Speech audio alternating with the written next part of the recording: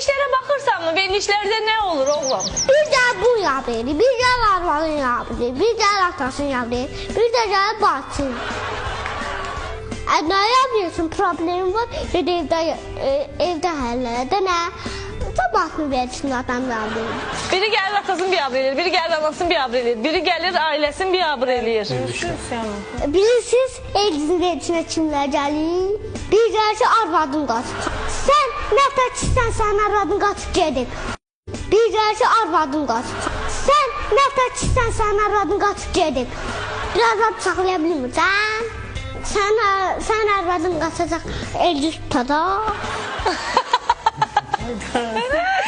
Yəni deyirsən Nergis arvadını tutub saxlaya bilməzmi o bəyəfəndinin? Kişi özü mü tutub saxlamalıdır arvadını, qaçırtmamalıdır?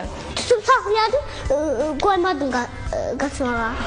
Gəl elini versin, ağlayırsan. Ekşi ol, ekşi!